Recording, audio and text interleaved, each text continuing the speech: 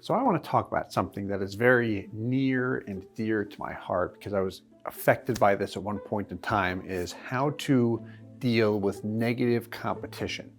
And I think this is something that all business owners, all sales professionals, most companies go through, and it can really affect them. And the most important thing to be aware of here is dealing with negative competition improperly will 100% slow down your growth, slow down your company. Your business will not grow at the level you want it to, and also can affect you mentally in a lot of ways as well and slow things down. And we're not enjoying the business that we used to love so much because we're dealing with another negative source, and it drags us down. A lot of times people get sucked into this without even realizing it. It happened to me, and took me some time to kind of pull myself out of or get out of it through help of others.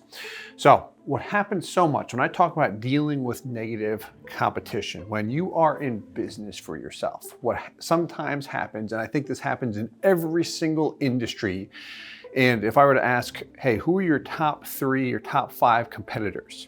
If you're in sales or you're a business owner, you can usually name them right away. You know them, especially once you start to pick up traction, because you know they're making comments toward you. As often we see individuals sling mud at you directly or indirectly. We're going to talk about that a little bit. Promoting doubt to the consumers, to the consumer market. Hey, don't work with so-and-so, or hey, you might hear about these things, but you want to stay away from them. So that promotion of doubt can often affect the business owner. So for example, if someone promotes doubt about me, my business, now I ignore it, but I used to really get affected by it where I would get angry. I said, this person, they're trying to attack us. I got to figure out a way to really justify it and make sure that everybody knows the truth. Don't have to go that strategy, but it impacted me. False claims are made, which can really upset people internally. And naturally we think, my reputation, like other people are disparaging my name. I don't know why. I never even talked to them before. And they're attacking because they think something in their own mind, whatever the reason is. Maybe what you're doing in business, you're growing and it's slowing them down. It's hurting their business. That happens in the business world, competition. Look at Amazon. They took over everything in a lot of ways. And a lot of other companies don't really care for them because of that. I've talked to a lot of people, small companies, large companies, whatever, that have expressed that because Amazon just monopolizes everything, how they continue to grow. Now, here's the thing. So if you're worried about your reputation and the mudslinging, people promoting doubt, making false claims about you, if that is getting to you or it kind of just bothers you, do your very, very best to ignore it. The more you can ignore it, the better you will do. So I'll let you know something. With our business, we were growing, and there was a point in time for a span of, I don't know, probably 6 to 12 months. Competitors, several of them, were really just attacking us publicly through promotions, podcasts, whatever it might be. And it did upset me, where I would look at it and say, okay, I'm going to study them, and then I'm going to put content and material out there that really shows that we are the best, our brand is solid, and people can't attack it. But what happened is that back and forth continued, and I spent so much time and energy fixated on that, that when I look at the growth, it wasn't growing at the rate it used to. And then I saw something at one point that just kind of turned me off because the negativity was getting very, very heavy. And I said, you know what? Enough of this. If somebody else was going through this and they said, Steve, what should I do? These people keep on talking trash on me. No matter what I do, I'd say, ignore it. Focus on your business. So I would say that, but then I wasn't doing it. Here I am actually trying to find a way to fight them back, get them back, say things that said, hey, these guys are wrong, I'm right. And this happens in business all the stinking time, and it doesn't do anything for anyone. So what I did was start to ignore them completely. A lot of people, competitors, have not even watched any of their content in a long time because it was too much negativity. It was affecting me. I was spending my evenings watching it to figure out, okay, I want to make sure they're not saying anything bad about me so I can try and get them back or do whatever. I was acting like a child, which from a business perspective, does anything good come from that? From a personal perspective, does anything good come from that? No. It's a waste of time. Hated it, didn't like it one bit. So ignoring them, when we did that, almost instantaneously, our numbers shot up. We were already at 7 figures as far as our revenue. We grew by north of 150%. Now, that was not the only reason why. We had other factors, other things we were doing as a business to continuously grow. But what had happened there is I took those distractions, peeled them out. I said, I'm not going to deal with this anymore. Forget it. And let's focus on the business and focus on the consumer. I'm going to mention this a little bit later, I study companies, individuals that have done very well quite a bit. I like to study individuals to figure out how they got to that level and see if I can fast track my way there. And Jeff Bezos, Amazon, we all know Amazon, heard him say on a number of occasions that Amazon as a company, their ultimate edge, he says that Amazon, their ultimate edge is that they have a laser focus on the consumer and consumer satisfaction. And then when Jeff speaks with other high-level CEOs, they may tell Jeff the same, but he says, I can tell they are truly focused on their competition. That's the difference there. So I heard that and said, okay, let's do that, because that works. If he says that's his number one thing, a laser focus on the consumer, we're going to do that first. All of the other stuff we'll figure out. We'll continue to grow, get systems in place, learn how to effectively market, how to condense your sales process, education process, all that good stuff. But focus on the consumer, get rid of the competitive stuff. No good. Small businesses, companies that do not grow tend to focus on the competition. If you were to talk to a few small businesses or sales professionals, take it in the cash value life insurance space, everybody knows who each other are, or we all know each other, let's put it that way. And typically what happens is you see disparagement go on. Slinging mud, oh, don't work with them. Here's a million reasons why not to work with this individual. Don't do that stuff. Do what the big businesses do. They don't care what the competition does. They study them. They're going to know what they're doing, what strategies are more effective than their own. But at the same time, they're going to focus on the consumer, serve the consumer, all about them, not about a competitive story, about the consumer, and they continue to grow. That's it. Now, let's get into some more detail as far as the do's and do nots here, or the do's and don'ts. We'll start with the don'ts. Do not waste time fighting. This will just get you nowhere at the end of the day. You might feel good about yourself when you win here and there. You might win a client or convince a client not to work with a competitor, like, haha, I got that one. But then you're getting one fish at a time, where somebody else who is not focused on you or fighting with anyone else, they've got just a fleet of boats out there collecting all the fish. And then they're gonna get so big, you're not even gonna know what to do there. So don't waste time fighting with individuals. It's not gonna get you anywhere. Focus on the consumer, do what big businesses do. Don't waste time watching them. It's just a feud. If I spend an hour listening to or watching a podcast on a competitor, that hour is so valuable to me that I could have used for something else, perhaps growing a business, calling more prospects, personal development, business development, my team, whatever it might be. I've got my time budgeted out, so now I don't listen to any of that stuff because it's a waste of time. But what am I going to do unless there's value there? There are other professionals in my industry that I do listen to and watch if there is something of value there. If I'm going to get involved with another business, if we're going to partner with someone potentially, I'm going to study them, talk to them several times. I want to make sure they are a fit for our company, because we're not just going to partner with anyone. I used to do that. It does not work. We're going to be very, very selective to make sure that everything is aligned with the individual, with us, with the companies. This way, there's real synergy. And if there's not, that's okay, no problem. But I don't want the frustration that comes with a bad relationship for whatever reason it's bad. So again, we're on the don'ts here. Don't think about how to beat them. This happens so much in this industry specifically. I know it does, but I think it happens in every business where we're thinking about, all right, I'm gonna show them. I'm gonna get these clients, or I know this prospect right now is talking to them. It's a big one. I'm gonna get them, and then I'm gonna try and make sure the competition knows about it somehow. That kind of stuff goes on. And again, that is thinking so small. It gets us nowhere at the end of the day. Nothing good comes from it. It's not good for ourselves, for the individual. It just fuels that feud and that fight between individuals. Don't do that kind of stuff. Don't think about how to beat your competition. Think about how to serve your consumer. Pull all of these don'ts out of your mind. Do not talk negatively about them to clients or in marketing. This is so important. Have you ever had an experience where you're speaking with someone, they're selling you a product or a service, and something comes up about competition, and they stop talking to you about the product or service and then just start bad-mouthing the competition? I remember years ago, my wife and I were shopping for a car for her, going to several different dealerships, and one dealer in particular, we let them know, hey, we're looking at a couple different dealers. We're shopping around because we don't know what we want to get yet.